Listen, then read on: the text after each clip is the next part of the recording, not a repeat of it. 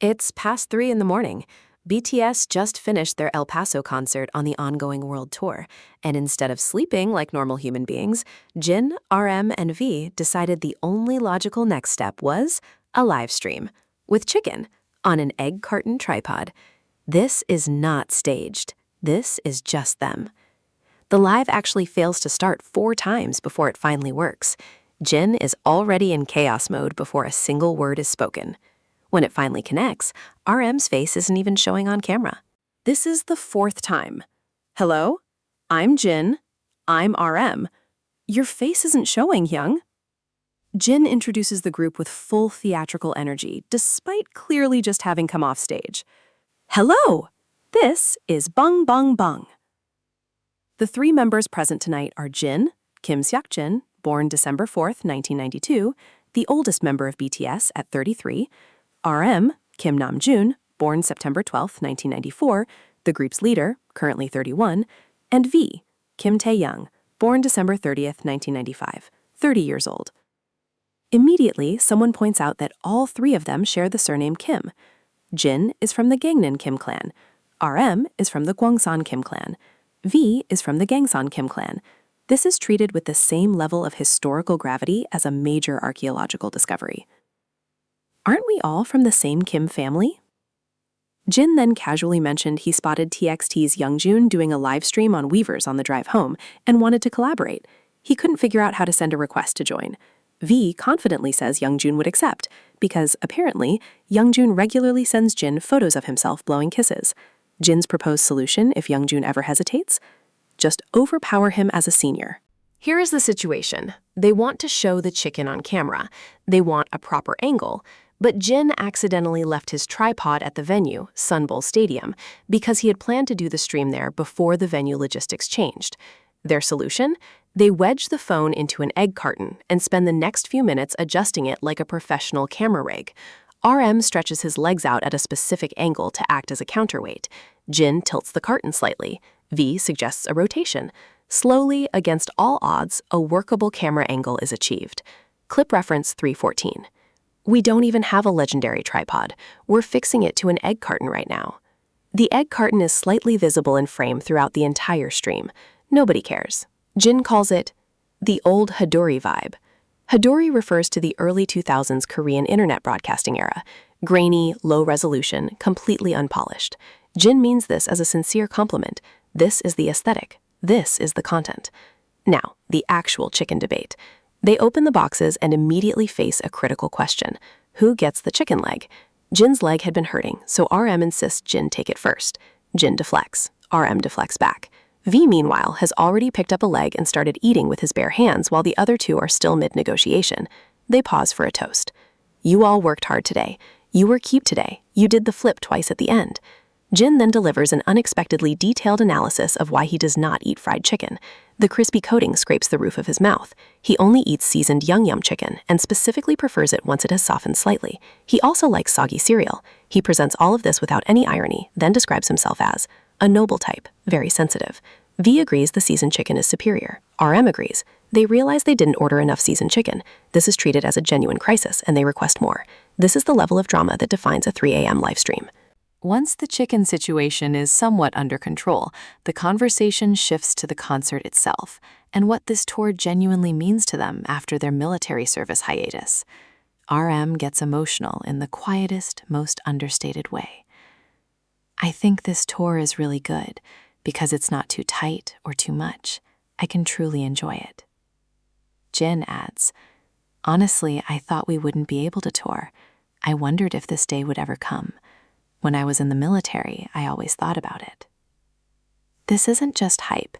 These guys spent years apart, completed mandatory military service, and genuinely weren't sure what BTS would look like on the other side of it. The fact that they're sitting on a floor eating chicken and laughing about egg carton tripods is the reunion.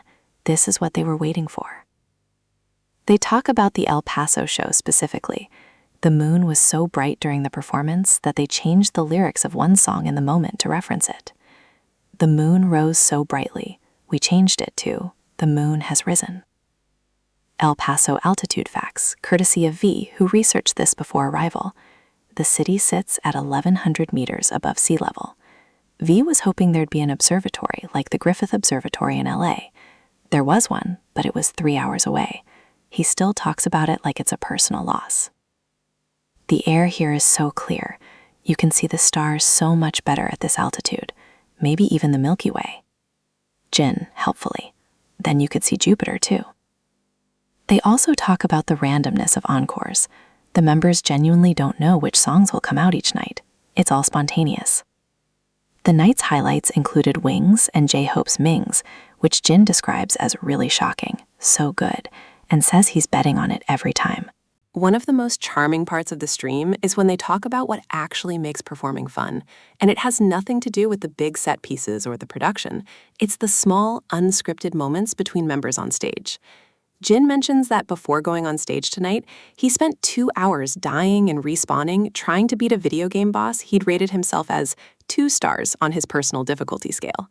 When he finally beat it, right before showtime, he went on stage in such a good mood that he was laughing the entire time during Hugin. RM noticed. I was making eye contact with someone and they were just laughing. I thought, wow, you must be in a really good mood. They laugh about how making eye contact on stage always leads to something. During Day Runner, V and Jin are supposed to turn around at a specific moment. They never do.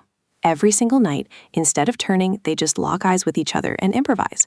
Sometimes they do a little gesture, sometimes they just stare and laugh. It's different every performance. When you make eye contact, you have no choice but to make eye contact. He needs to turn around, and he just doesn't. Jin calls these moments warm-hearting. RM says this is exactly what makes touring genuinely fun. Not the choreography going perfectly, but the unexpected human moments that only happen live. They also mentioned that the audience in El Paso was incredibly well-behaved. No incidents, completely orderly, which Jin noticed and appreciated. He brings up his genuine desire to do crowd surfing, to physically reach the audience, but they've decided against it for safety reasons, noting that fan culture around concerts has shifted significantly in just the past few months since their solo tours. This segment is basically a casual status report on all 7 members, delivered between bites of chicken like it's the most normal thing in the world. Jungkook is apparently operating on a completely different physical level from everyone else. After every concert, already having performed for hours, he works out for 2 more hours. Then he wakes up the next morning and does 1 hour of cardio separately from his strength training. Jin and RM are in disbelief. If I had done that, I would have gotten injured a long time ago. Our bodies just can't handle it. The specific detail that kills them: Jungkook rides the treadmill for an hour and a half, staring at the treadmill's built-in screen. Not YouTube, not a show, just the screen. The only thing in his ears? Anime opening themes from his favorite series. He doesn't look at anything, just the treadmill screen, for an hour and a half, with anime songs. Suga, Yoongi, plays guitar all day, every day. That's the whole update. He's a musician on tour, and he's just playing guitar. V has earned the unofficial title of Culture Boss. He researches restaurants, activities, and local attractions in every city, so the group never gets bored between shows. He found pickleball. He introduced Jin to fine dining for the first time ever. Jin had never voluntarily gone to a high-end restaurant before. V kept saying, I want to go, and Jin finally tagged along. He was genuinely moved by the experience and says he never would have had it without V. If it wasn't for Taeyoung, I wouldn't have had the chance to go. Jin has just bought his first PlayStation and is currently playing Astrobot. He wants to eventually play the games RM plays. He's planning to buy one for V too, as an investment in group gaming sessions. RM is reading a book, currently on page 28 after 2 weeks. That's 2 pages a day. He defends this math. 2 pages a day is actually 700 pages in a year. V points out RM has been talking about finishing the same South American novel for 3 years. Nobody planned this. 1 second, they're eating chicken. The next, they're deep in a conversation about the nature of dreams, consciousness, and whether virtual reality will eventually replace real life. This is just how their meals go, apparently. It starts with Jin sharing a dream he had recently, and he's almost embarrassed to tell it because it involves real people. 2 celebrity chefs he knows, Chef Kong Minggu of the famous Mingles restaurant, and a barbecue director from a well-known show, appeared in his dream. The 3 of them were overseas together, eating barbecue. Everything was wonderful. Then suddenly, out of nowhere, the 2 chefs started fighting each other, full Squid Game finale energy. Jin was just watching it happen, laughing in the dream. It was the first time in my life that someone famous appeared in my dream. I woke up and immediately texted them. He couldn't reach Chef Minggu because he doesn't have his number. He sends a shout-out directly on the live stream. This dream story opens the door to a surprisingly intellectual conversation. RM explains that when he does dream, it feels like he's reliving recent events, but can't change anything, like being an NPC watching a game story he's already played through. V reveals he has done serious research on lucid dreaming and demonstrates the technique he's been practicing, a specific hand motion similar to the spinning top in Inception that behaves differently in dreams than in real life. If you can do it successfully in a dream, that's a first stage of lucid dream awareness. In a dream, if this works out as much as it does in a dream, that's a half success. They get into a whole Inception discussion, except Jin admits he fell asleep during the movie and only remembers the spinning top and buildings collapsing. RM fell asleep during Avengers. Everyone agrees they need to rewatch Inception. V continues explaining the lucid dream progression. Once you realize you're dreaming, you can start small. Try walking somewhere, try flying. He's fascinated by the idea of will entering a dream. Jin raises the concern that if you get too good at this, you might stop being able to distinguish reality from dreams and accidentally assault someone thinking it's a dream. I thought it was a dream, but it turned out to be reality. Then you go to jail.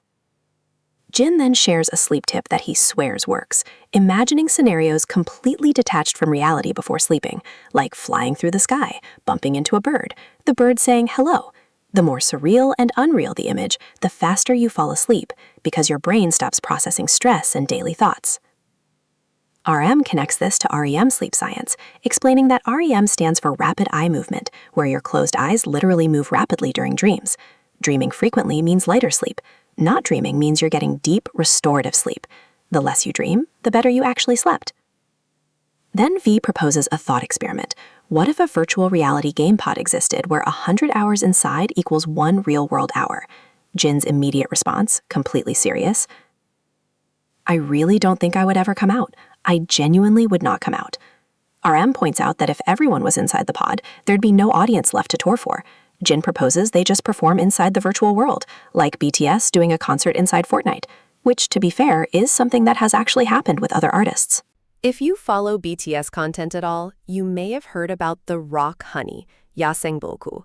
It started with J-Hope, who introduced the group to a specific type of wild honey collected from beehives built on rocky cliffs. It has more minerals than regular honey due to the environment, and a distinctive crunchy, grainy texture from the ground honeycomb mixed in. The members started eating it before concerts as a pre-show ritual. Somewhere along the way, Jin and V decided the supply was too limited to share freely, so they made a rock-paper-scissors agreement. Only the winner gets to eat the rock honey before each show. V lost. V ate it anyway. Jin brings this up on livestream, completely unprompted, in front of tens of thousands of people. That is actually a pretty shameless act. We made a promise. V's defense is philosophical. He has a superstition, a jinx really, that if he doesn't eat the rock honey before a show, his performance condition will suffer. The honey has become so tied to his pre-show ritual that skipping it feels like tempting fate. If I don't eat this, I'll immediately feel off. I have that kind of jinx. Jin: we did make a promise though. V: we did promise 9, meaning we did rock, paper, scissors. Exactly, and you lost. They plan to invite J-Hope to a future live specifically to answer questions about the honey's origins, where he sources it, how to buy it, what it actually does for performance. Jin even ordered the same type from Jirisan Mountain at home, but says it just tasted like normal acacia honey with no crunch, meaning the specific sourcing and processing really does matter. Then V drops a fun personal fact. His grandfather is a beekeeper. His uncle grows strawberries. They live together and essentially run a sweet foods operation. V calls himself a honey spoon, a play on the Korean gold spoon expression for someone born into privilege, except his family's wealth is in honey and strawberries. As the stream winds down, all three of them reflect on how much they just enjoyed talking. No agenda, no prepared topics, no professional framing. Just three friends eating chicken and going wherever the conversation takes them. Jin notes they talk like this every time they eat together anyway. The live just lets armies into the room. They decide to make this a recurring format, but with one twist. They want armies to suggest the topics. Specifically, weird, random, non-obvious topics. Not how was the concert, because that immediately makes them feel like they're doing press. They want lucid dreaming, lactobacillus. How many times do your eyes move while sleeping? What heart rate zone should you run in? At what point are you actually a fitness expert? The more random, the better. They commit to inviting J-Hope for the next session, with one condition. Once you join, you cannot take a break. You're in permanently. Jin closes the stream with a signature countdown. The group says goodbye together on 3, with Jin's personal sign-off word, Seokchong, a playful combo of his name Seokjin and a casual goodbye. They count down, say it together, and the stream ends. Just like that. 50 minutes of post-concert chicken, egg carton engineering, dream science, honey politics, and genuine joy. No script, no planning. Just the Kim clan, a box of seasoned chicken, and an egg carton holding it all together.